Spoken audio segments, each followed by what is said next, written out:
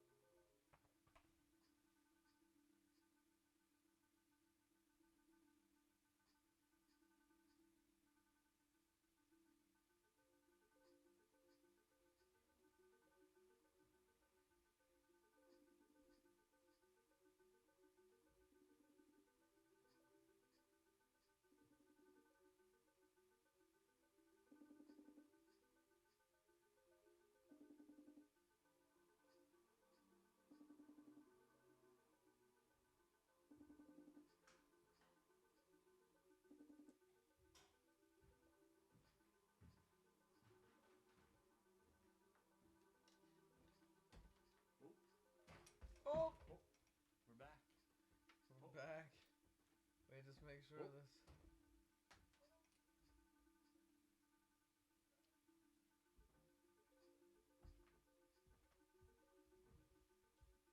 Yeah, so we're chilling out. We're chilling like a villain. Or do we just split the special? Let's do special cup. Oh, please. Special cup? This game makes me so sad. Why? How does it make you sad? Makes me sad. Even when I How does it make you sad? it hurts my soul. Okay, ready? 3, 2. You press start.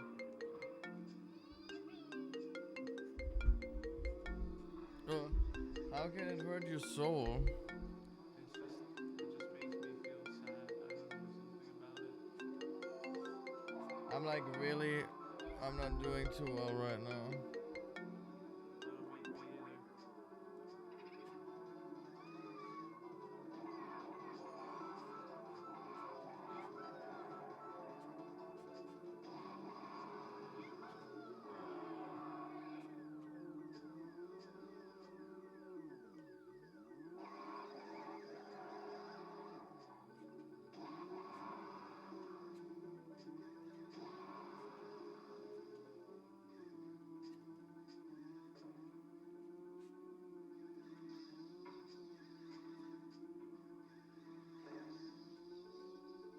This one's intense. Oh, I went the wrong way. Wow, that's bad. Yeah, you picked, I don't know why you picked like the hard.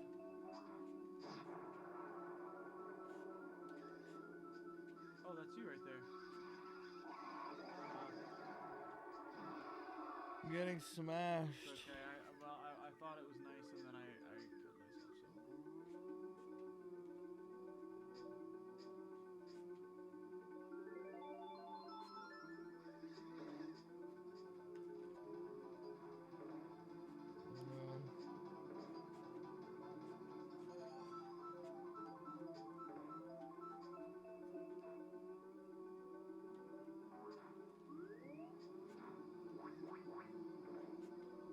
Okay, fifth? Oh, dude, again, the same place. I don't know. There's this very special turn there. See? This now one, this one is, now this you map. understand. Now you know how it feels. This to map be is. shitty at this game. Maybe there are Mario Kart Pro players. I wonder if that like Well, look up the I world could record not in play game. this. Yeah, but I could not play this game like. Yeah, I could not.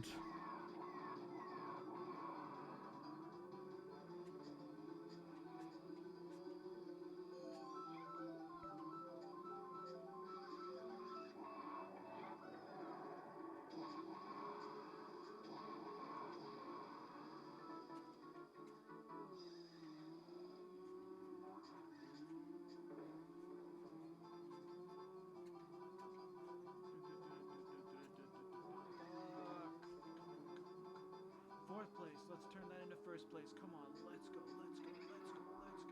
Oh my god, last lap. All right. Oh, third place, but I ran off the end every single lap in the same place. I ran off the fucking road. Okay, we're back in fourth. All right, fourth. Let's go. Oh, we're back. Let's do it. Oh no.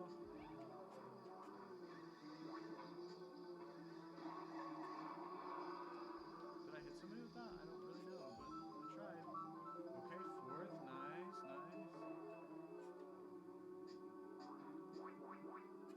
Well, third. All right, let's go. No, get out of here, dude. Yeah. Third.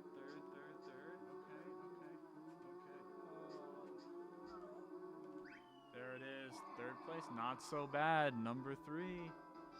The arrows tell you where to go in that part. Yeah, this one's rough. It's a rough one for me. Bro, if you think this is rough, the next one's fucking Rainbow Road. No, I don't.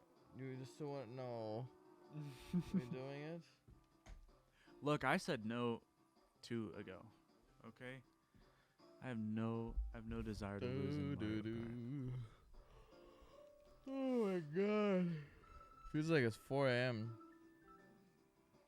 It's the wine. It be like that.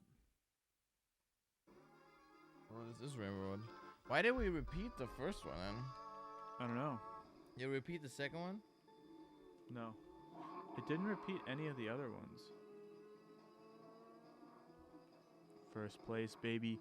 First place, baby. We're getting first the whole game. Let's do it. Let's go Rainbow Road. First place. That's why they call me Michael Jordan.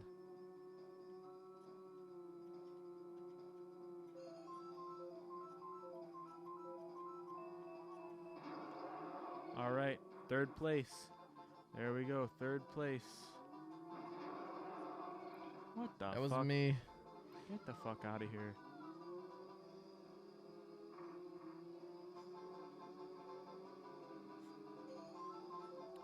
Yo, where's the music? I thought Rainbow Road had like iconic music.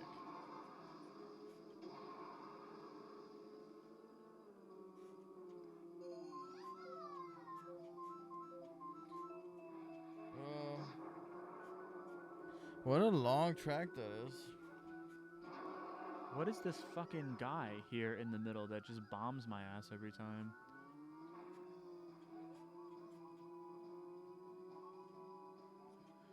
Come on, come on. Yeah, let's go. Come on, let's do it.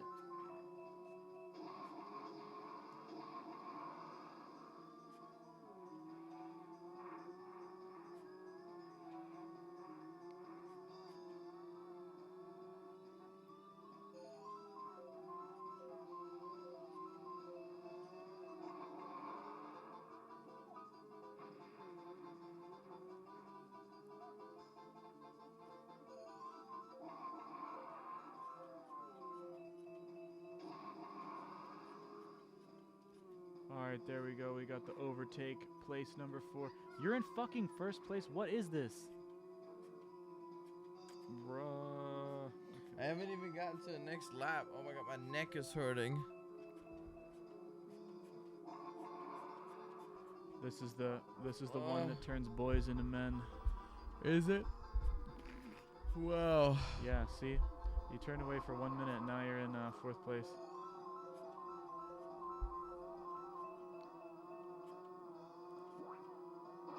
No.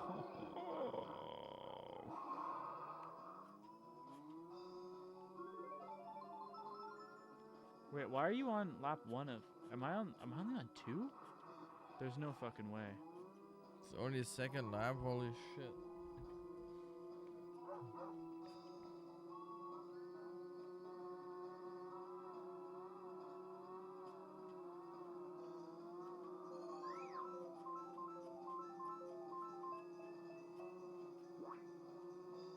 Oh, I didn't get him. The fuck out of here, Donkey Kong.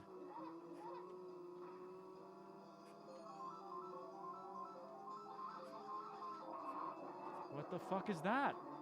What the fuck was that? Oh, I didn't get him.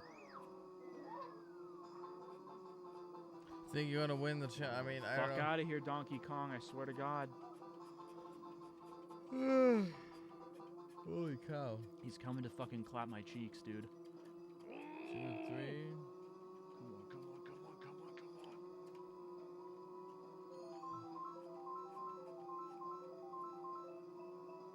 Oh, you're gonna get bananaed, bro. Oh, no, it missed. First place, though. First place, though. He can't over... Fuck, no. Oh, wait, no. They all got hit by it. Oh, wow. That's pretty wild. Everybody got hit by the fucking little guy. Nice. Nice. We're still fucking in there. We're still in there. I feel like the AI kind of like follows you. There's something weird about that. Like they're always like right behind me. Yeah. This lap is like the longest, like, look how long It's a lap marathon, is. not a sprint, my guy. Yeah.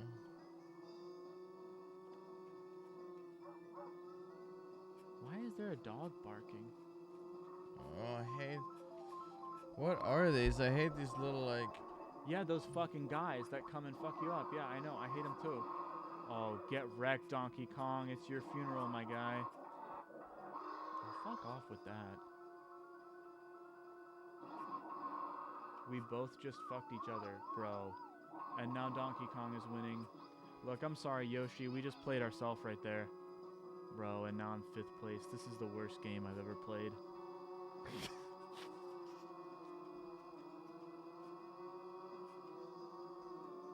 That was such an unfortunate turn of events. How is the other guy like? Oh yeah, you're first now. Yeah, there's not that much distance between first and fucking last here. Okay, we're back.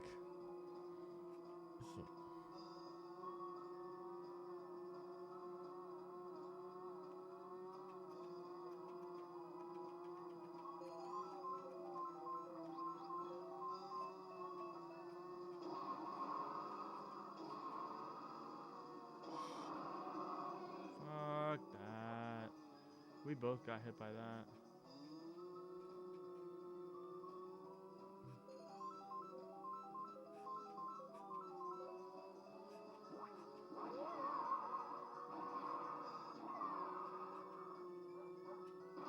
Fuck, they just come out of nowhere. Like, how do you even avoid those guys? Oh my god.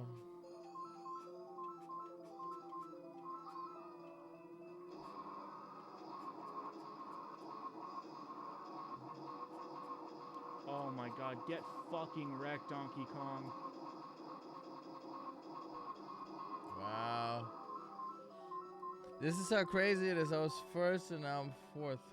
From first to last. It all comes back.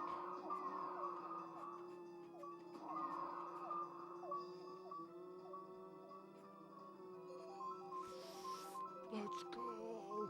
Let's fucking go. Nobody do any bullshit. Come on, let's go.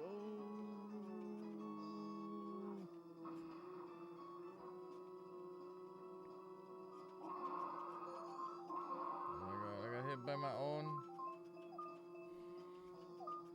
I got hit by my own turtle. He's going the distance. He's going for speed. Let's go. Come on. Okay, there's not. Okay, come on. How much fucking longer is this? Let's go. Let's go. Let's go.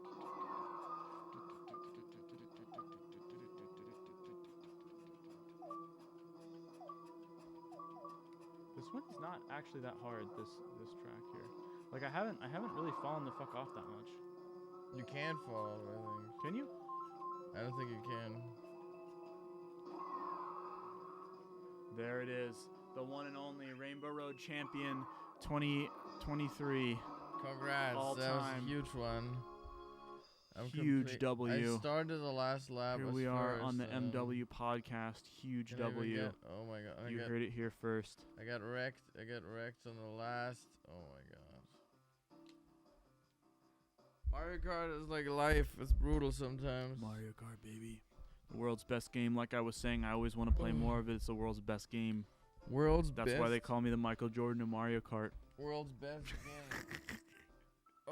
What are our closing statements?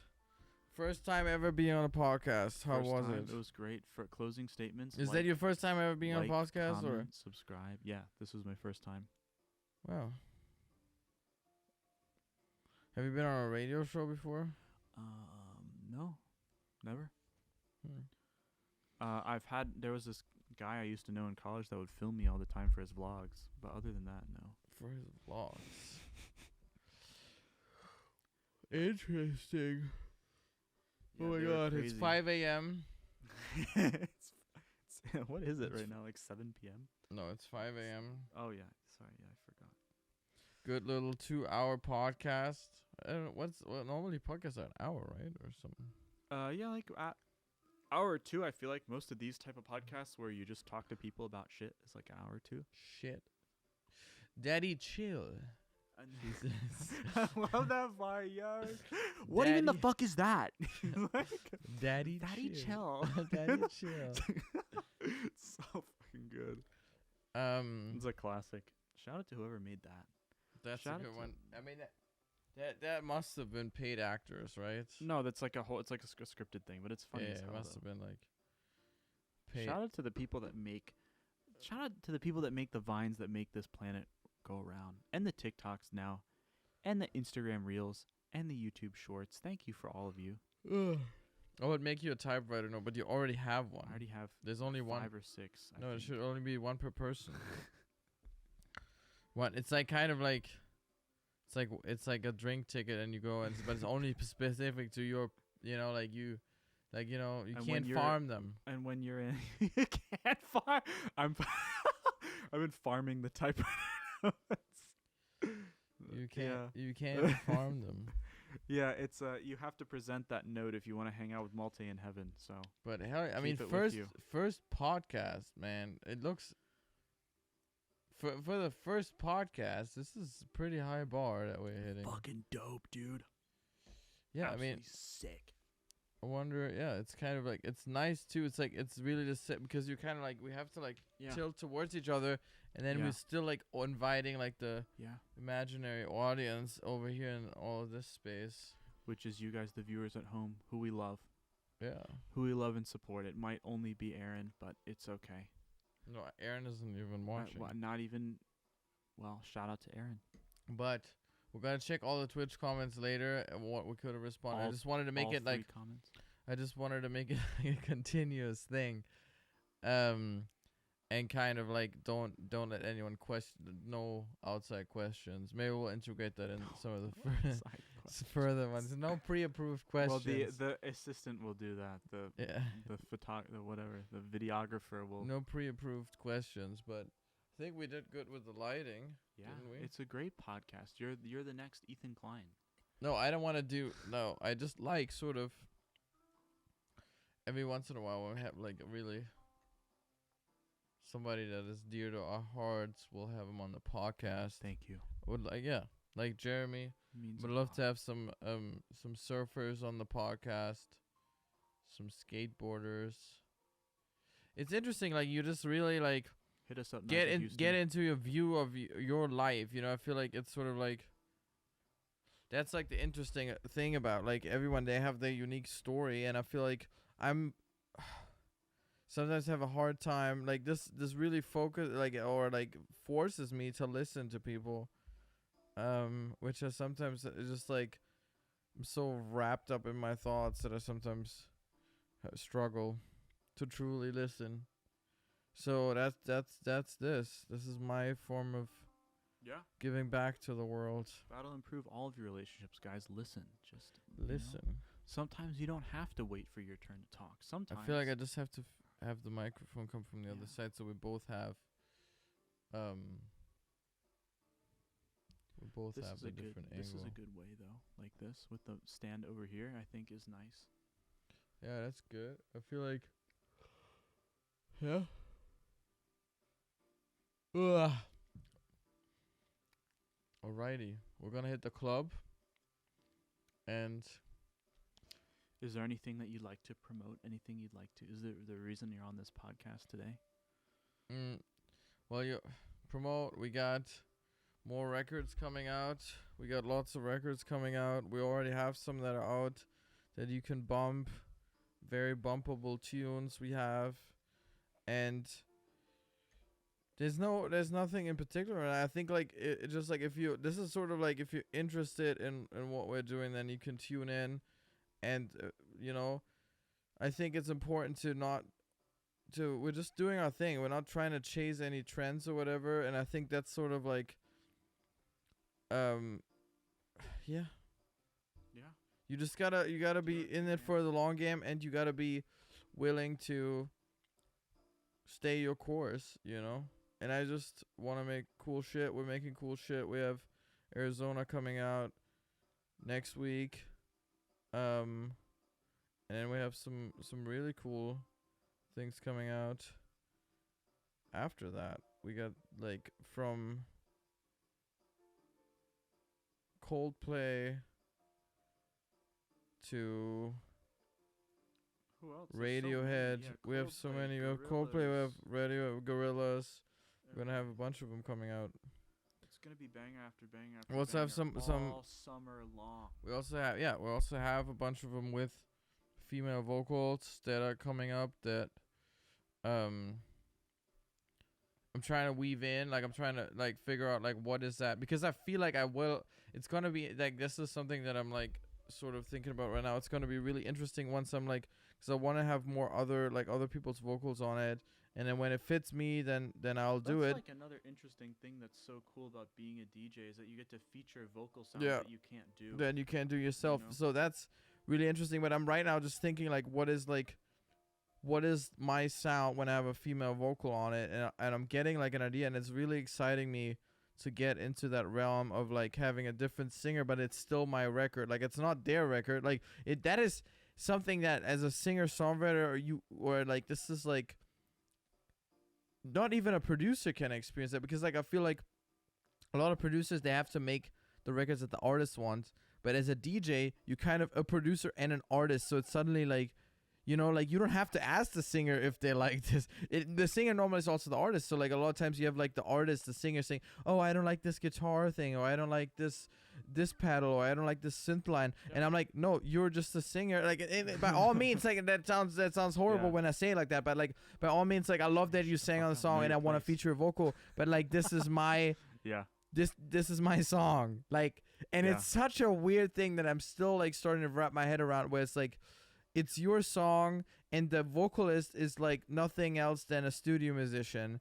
And if I say it that way, it's like, I feel like there's some people that would be like kind of cringe or whatever, but like, because like, oh my God, you can't do that. Like, because we're so associated with the vocalist being the artist. Like, we're so married to that idea that the vocalist is the artist, but the vocalist, not in EDM at all, but in EDM, and that's like such a new concept, and I'm like so excited to like explore that. Like, the vocalist is just the vocal, and like when you get into EDM, you have a lot of guys like they think, oh yeah, it's 150 tracks, and there's like one track as the vocal, and the vocalist suddenly has less importance. And I'm someone who gives like a lot of importance to lyrics and vocals, and I want to keep that, but I also feel like there's a certain freedom there now where we can like explore other I think sounds. It's true that everyone puts a lot of importance on the thing that they play.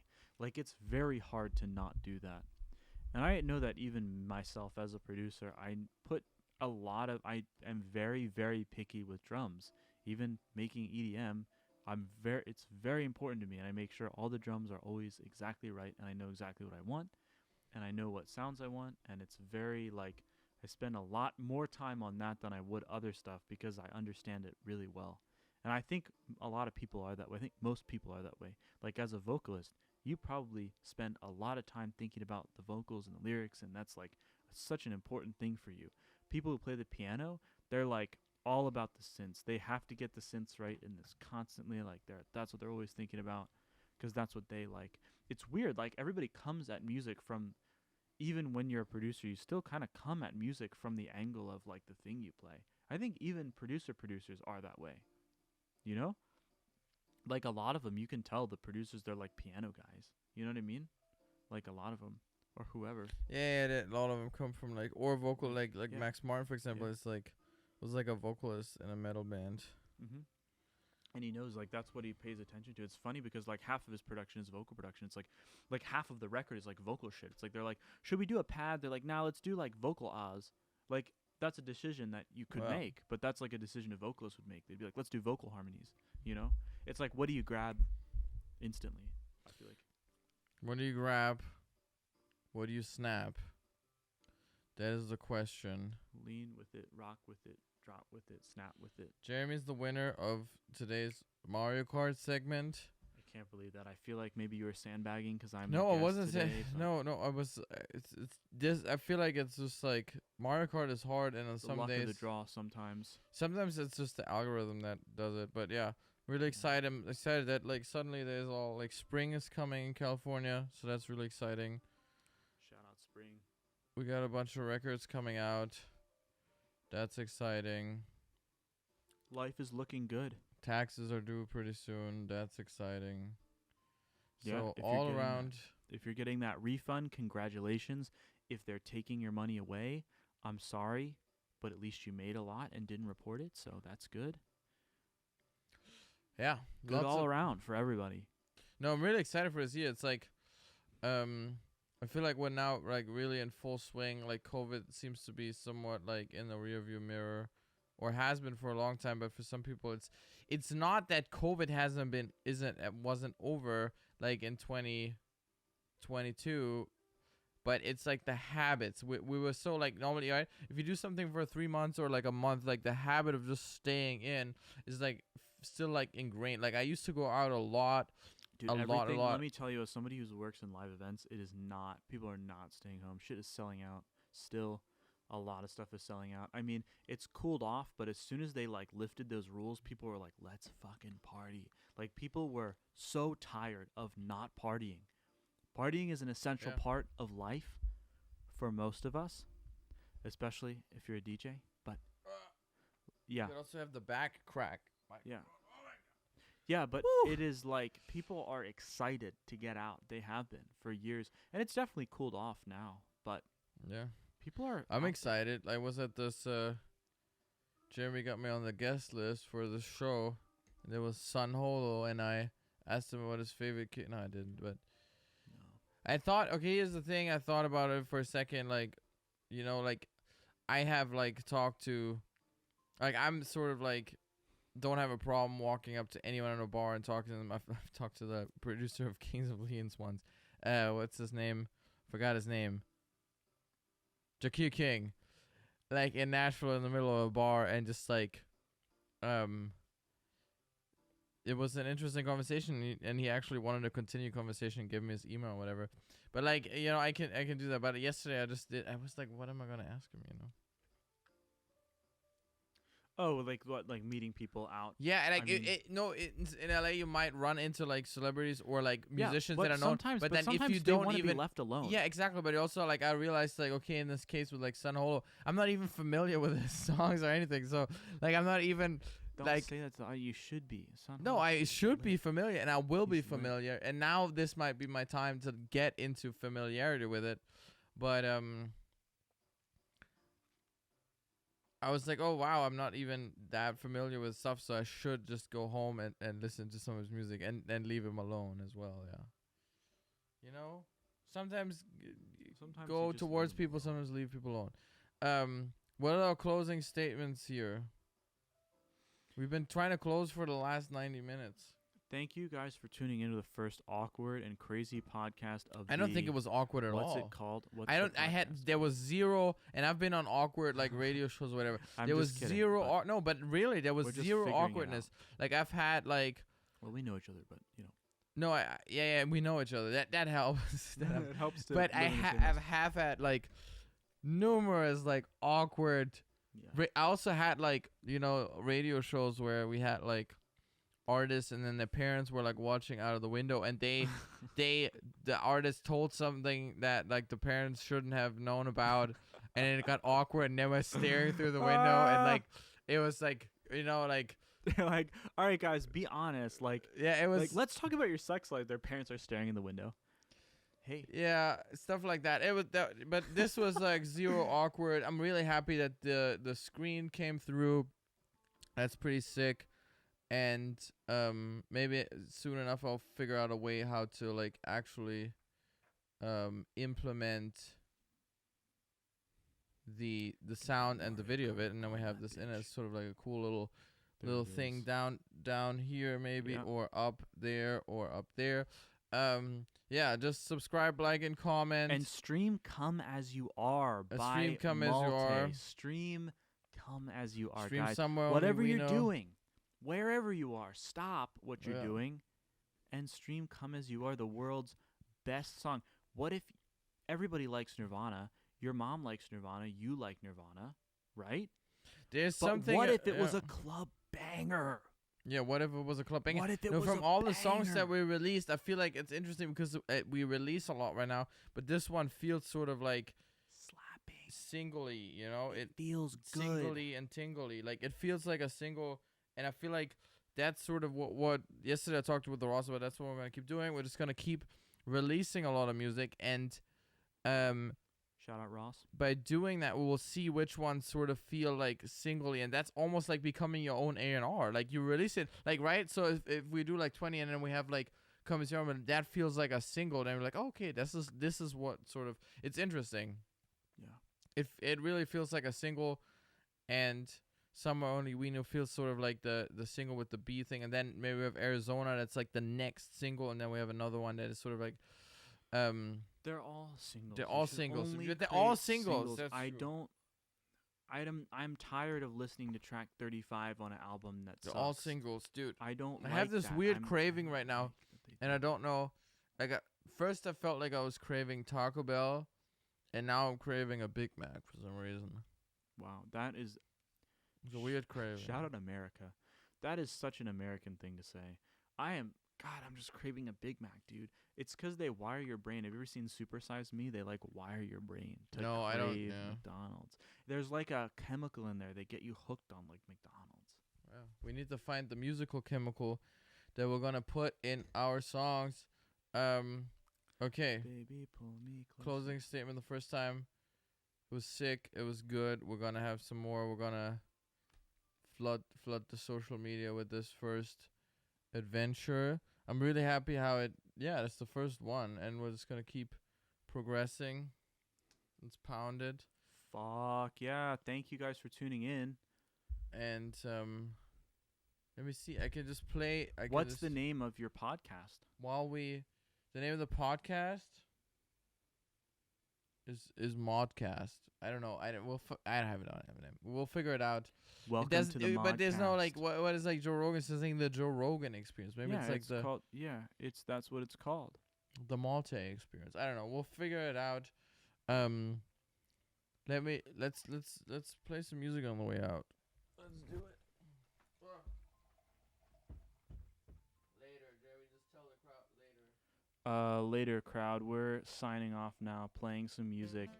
Guys, thank you so much for streaming Come As You Are by Malte. We put a lot of effort and thought into that one, and we're so happy that you're here to experience that fucking banger with us. All day long. It's playing on the stream.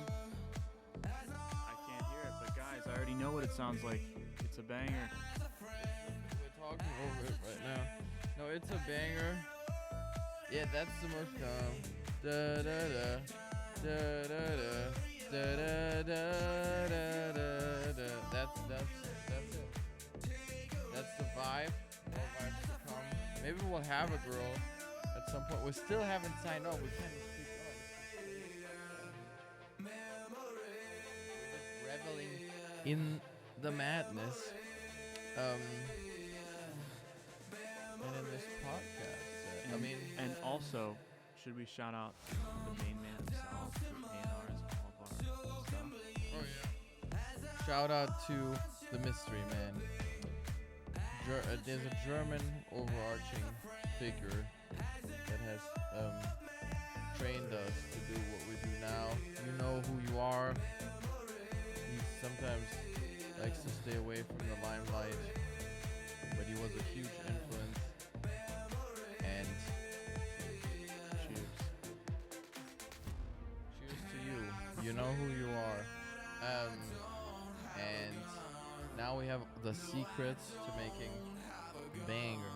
But yeah, it's interesting. Like hit song. Like I talked with another friend yesterday. Hit songs. Now we're getting into a new segment. This is crazy.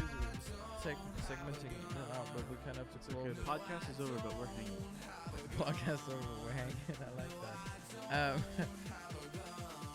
You don't. The thing is with hit songs, it's like more abstract that you could ever even imagine. Like a hit song could be like the most simplest thing that you can't even think of. It's like I think A&Rs are not musicians, and that's why they're able to see hit songs. Because like when I listen to sometimes like the general public talk about like songs or why they like something, there's no way to musically translate into anything what they like. It's like a feeling. It's a feeling thing. Well, that's why. Okay, this is a song that I want to make sure that I get the name of the song right. But this is like a song that like absolutely sold it to me. Oh yeah, stuff that. Pause it. Did you pause it? But okay, so the song title is called Paris, and the artist is Else, E-L-C-E. This song has such an emotion to it. It's like it just it makes you feel a certain type of way. Like I don't know how else to describe it. Like it's like this song where it's like technically, who gives a fuck? Like technically, I don't know. There's no like crazy sound design. There's no like, but it just makes you feel a certain type of way. Like it just has like a feeling, and I think that's what A&Rs are good at recognizing. They're like, oh, this song makes you feel a certain way. And I've noticed that about every TikTok hit, about every viral hit, whether it's mixed good or bad, whether it has nice vocals or shite vocals, it makes you feel a certain type of way. And whether if it makes you feel super angry, that's good. If it makes you feel super sad, that's good. But it's just like Yeah. like songs now, it's just about like harnessing some type of emotion and getting it out. It's like crazy. Like that's what matters. It's not the fucking sample choice. It's Yeah. like, you know? It's the emotion. Yeah. Das Gefühl. Is a German Das word for Gefühl. On that, that's a Gefühl. good note. So that's maybe we'll close out on that one. The emotion, das Gefühl, is the most important thing to whatever you want to do. You need to have emotion. Yeah. Yeah. Emotionalize yourself. Maybe that's the new slogan of that. Maybe that's Yeah. the slogan of our podcast. Yeah. That's like another important thing too. Like it doesn't make you a loser to like feel emotions. We should fucking cheers to that.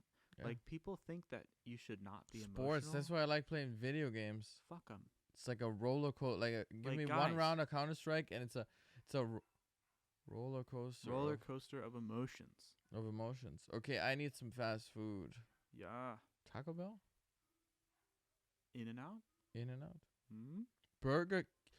Actually, I was talking to a friend yesterday. Fuck Burger King. Talked to my friend Aaron, and shout out to Aaron, the homie, the bruh.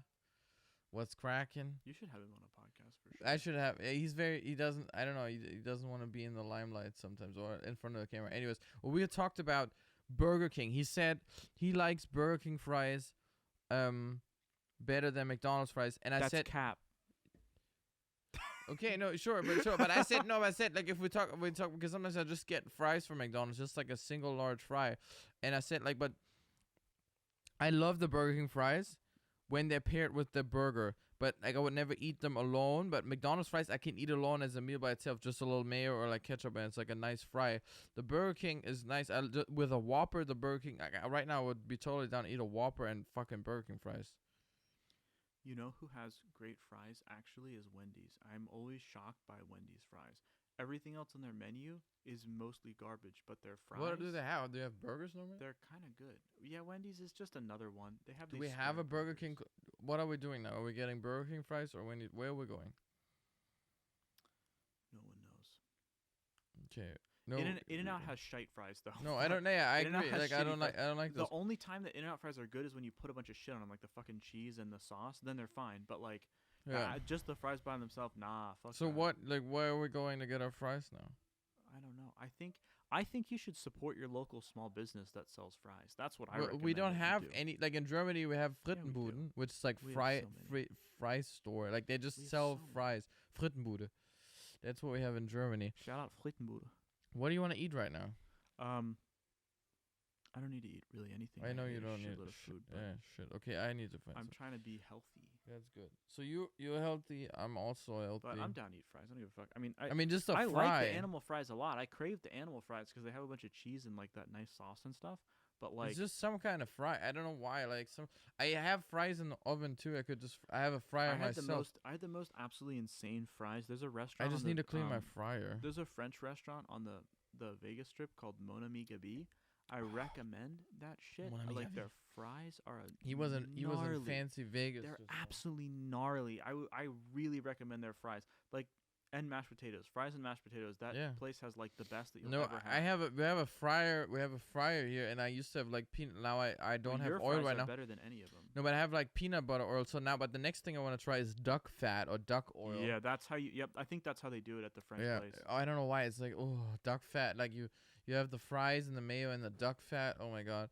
But like right now, I just craving a fry. So I'm just trying to figure out where do I Duck go. is such a good meat. Do you know how to make like duck confit? I know how to make duck breast like So really well with an orange sauce and stuff. I've done that oh, a couple so times, but fucking good. Cranberries and you could put yeah, duck with it. It's so good. I had a guy make me duck tacos one time. Fuck, that shit is gnarly good, nasty good. tacos. I also be down for some Duck street is tacos. such a good meat. I haven't had street tacos in a long time. Oh, from those guys over. We have. I need a. We gotta eat. Yeah. Oh my god, I Thank love you guys. Yeah, love everyone. love Every single everyone. one of our fans. This is a we love fifth them. sign off. If one person streams our song, we love you. Okay, individually. It has over like Each one. It has a lot of streams already. And we love each one. We love each one. If of you. it has 2 billion streams, we love each person that streams. We'd still love. Always, we're so grateful. We might still be here if after like, I don't know. This is so like, I'm gonna milk this podcast set for a long time because it's just so like trashy and funny and random at the same good. time. Like we It's have this great. fucking thing. We have like a typewriter. We have a bunch of weird shit. I think next time maybe I want to do a color grading though on the. I can still do that. I'm gonna upload it to YouTube too, but I like a color grading. Like I want to do some kind of color grading. I need to eat something. I haven't eaten anything yet today except Oh my god, really? What the fuck? except the large fry. Oh my god, it's 9:33. That's why you're so hungry. Mm-hmm. Yes. I am hungry. Okay. Love you guys. Just sign off. I don't know who the next guest is. We know what the next song is gonna be. Thank you guys for even though tuning this in. isn't to just like blatantly promote our music. This is like this is for everything. Okay. Yes, we love you. Love you. Bye. Mwah, we love you. Bye. What is going on here? Bye. That was a weird one. Weird, awkward.